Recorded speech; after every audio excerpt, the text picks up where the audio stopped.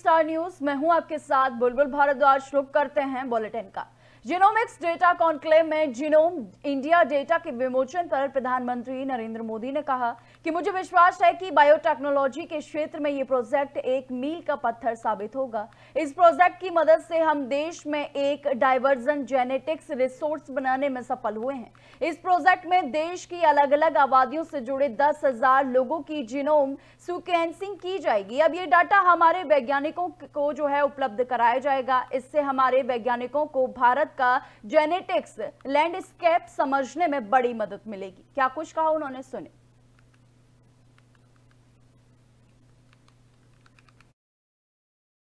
मुझे विश्वास है बायोटेक्नोलॉजी रिसर्च के क्षेत्र में ये प्रोजेक्ट एक मील का पत्थर साबित होगा। मैं इस प्रोजेक्ट से जुड़े सभी साथियों को बहुत बहुत शुभकामनाएं देता हूं। साथियों, जीनोम इंडिया प्रोजेक्ट भारत की बायोटेक्नोलॉजी रिवॉल्यूशन का एक महत्वपूर्ण पड़ाव है। मुझे बताया गया है कि इस प्रोजेक्ट की मदद से हम देश में एक डाइवर्स जेनेटिक रिसोर्स बनाने में सफल हुए हैं। इस प्रोजेक्ट के तहत देश में अलग अलग आबादियों से जुड़े 10,000 लोगों की जीनोम सीक्वेंसिंग की गई है। मुझे विश्वास है अमेरिका में कैलिफोर्निया राज्य के लॉस एंजिल्स के जंगलों में लगी आग हॉलीवुड तक पहुंच गई है। मंगलवार को लगी आग से 3 दिन में अब तक 4,856 हेक्टेयर इलाका प्रभावित हुआ है। आग से करीब 1900 इमारतें पूरी तरीके से जल चुकी हैं और 28,000 घरों को नुकसान पहुंचा है। आग से एलए शहर के पॉश इलाके हॉलीवुड स्टार्स के बंगले भी जल गए हैं। कई सेलिब्रिटीज को घर छोड़ना पड़ा है। वहीं बीसीसी के मुताबिक कैलिफोर्निया की आग जिस तरह से फैल रही है, उसके बीच हॉलीवुड हिल्स पर अमेरिकी फिल्म इंडस्ट्री की पहचान हॉलीवुड बोर्ड के जलने का खतरा मंडरा रहा है। दरअसल एलए में हॉलीवुड नाम की एक जगह है, इसी पर अमेरिकी फिल्म इंडस्ट्री का नाम हॉलीवुड पड़ा था। वहीं जंगल में फैल रही आग से अब तक 5 लोगों की मौत हो चुकी है। करीब 50,000 लोगों को तुरंत घर खाली करने के लिए कहा गया है। वहीं करीब 3 लाख लोगों को सुरक्षित जगह जाने के निर्देश दिए गए हैं। वहीं प्रशासन ने शहर में इमरजेंसी घोषित कर दी है। वहीं कई जगहों पर तेज हवा से आग का टॉर्नेडो बन गया है।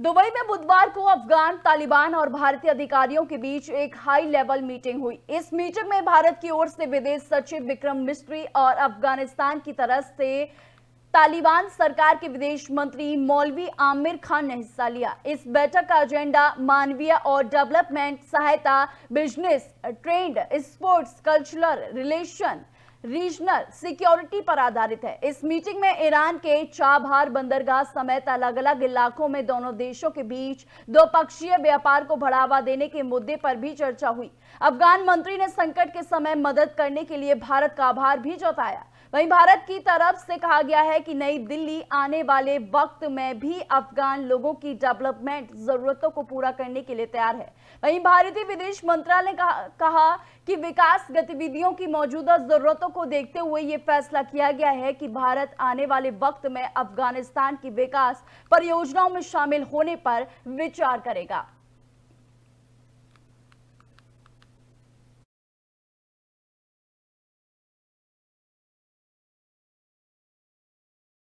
ट्रंप के ग्रीनलैंड पर कब्जा करने की धमकियों के बाद अब फ्रांस और जर्मनी ने उन्हें ऐसा ना करने की चेतावनी दी है। फ्रांस के विदेश मंत्री जीन नोएल बैरोट ने बुधवार को कहा कि चाहे वह कोई भी देश हो, उससे यूरोपीय यूनियन के किसी देश और उसकी सीमा पर हमला करने की अनुमति नहीं दी जाएगी। बैरोट ने ग्रीनलैंड को यूरोपीय यूनियन का क्षेत्र कहा और कहा कि ये द्वीप डेनमार्क के जरिए यूरोपीय यूनियन से जुड़ा हुआ है। बैरोट ने आगे कहा कि यूरोपीय यूनियन दुनिया के किसी देश को अपनी सीमा पर हमला करने नहीं देगा, चाहे चाहे वो कोई भी क्यों ना हो, हम एक मजबूत महाद्वीप हैं। बैरोट ने यह भी कहा कि उन्हें यकीन नहीं है कि ट्रंप ग्रीनलैंड पर कब्जा करने के लिए हमला करेंगे, लेकिन यह भी सच है कि हम अब उस दौर में पहुंच रहे हैं जहां सिर्फ ताकतवर की ही मनमानी चलेगी।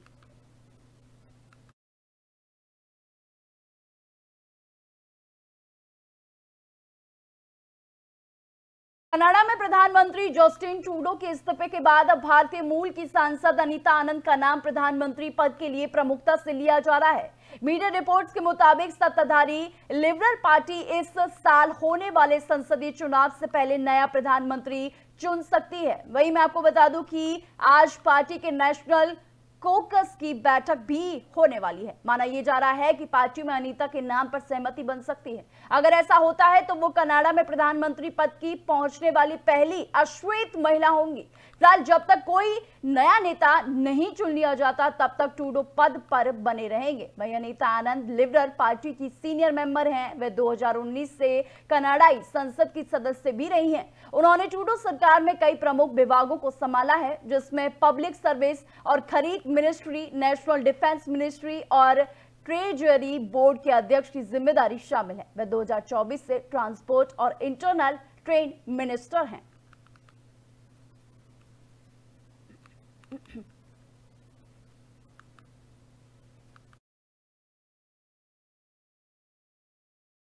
मालदीव के रक्षा मंत्री मोहम्मद घासन मुमून के 3 दिवसीय भारत दौरे का आज दूसरा दिन है।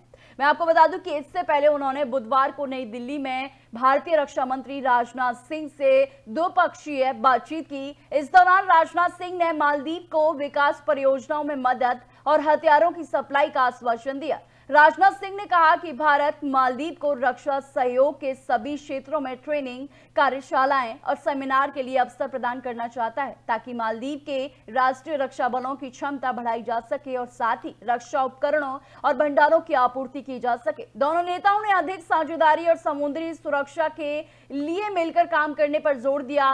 वहीं राजनाथ सिंह ने मालदीव को भरोसेमंद देश भी बताया। इसके अलावा हाल ही में हुए मालदीव के राष्ट्रपति के भारत दौरे को दोनों देशों के संबंधों में नई दिशा देने वाला भी बताया गया है। वहीं मैं आपको बता दूं कि राजनाथ सिंह ने कहा है कि भारत और मालदीव हिंद महासागर में सुरक्षा को बनाए रखने में महत्वपूर्ण भूमिका निभाते हैं।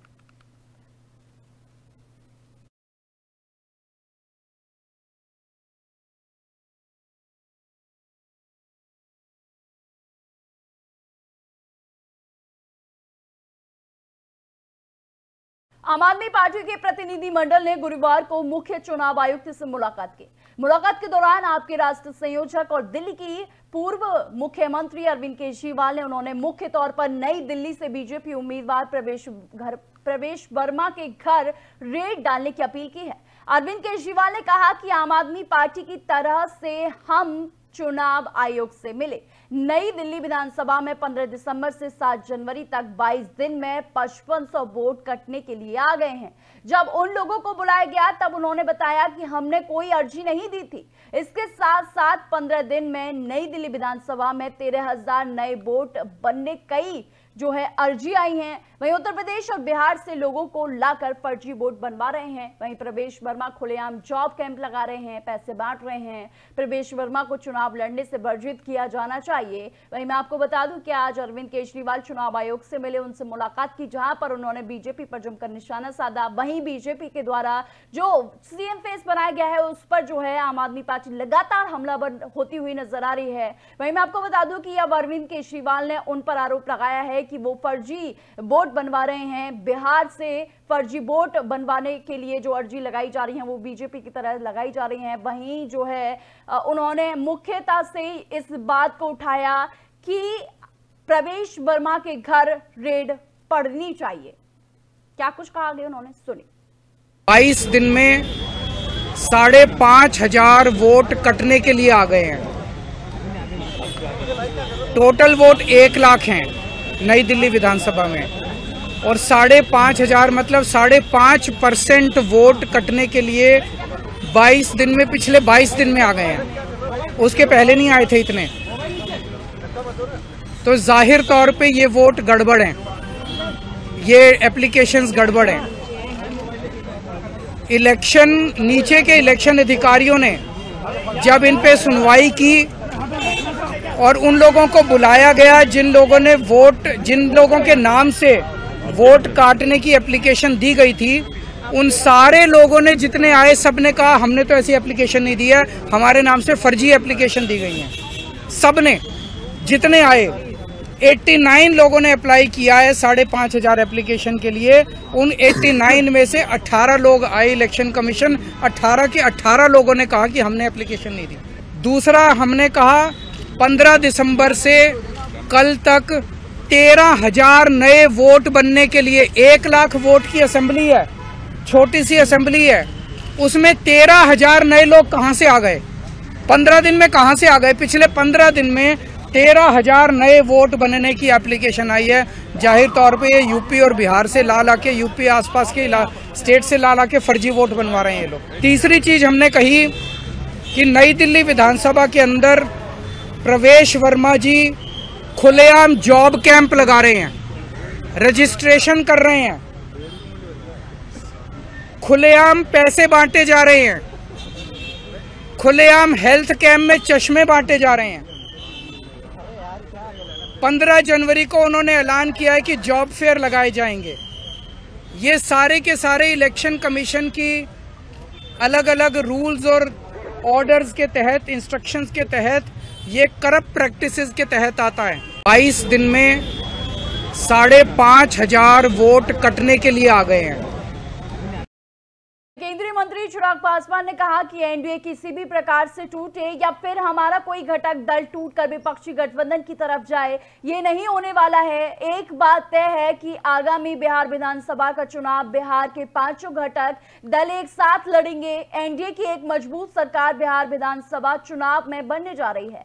225 से ज्यादा सीटें जीतकर हम बिहार में सरकार बनाएंगे। आगे इन्होंने क्या कुछ कहा, सुने। जो लोग भी ये प्रयास कर रहे हैं और जो लोग भी ये मुंगेरी लाल का सपना देख रहे हैं कि एनडीए में किसी प्रकार की टूट हो या किसी तरीके से एनडीए का कोई भी घटक दल टूटकर विपक्षी गठबंधन की तरफ जाए, ये नहीं होने वाला। एक बात तय है कि आगामी बिहार विधानसभा का चुनाव बिहार के 5 घटक दल एक साथ पूरी मजबूती से न सिर्फ हम लोग वो चुनाव लड़ेंगे, बल्कि एनडीए की एक मजबूत सरकार बिहार विधानसभा चुनाव के बाद बनने जा रही है। 225 से ज्यादा सीटें जीतकर हम लोग बिहार में सरकार बनाने जा रहे हैं। तो फिलहाल के बुलेटिन में सिर्फ इतना ही। देश और दुनिया की तमाम खबरों के लिए देखते रहिए बी स्टार न्यूज।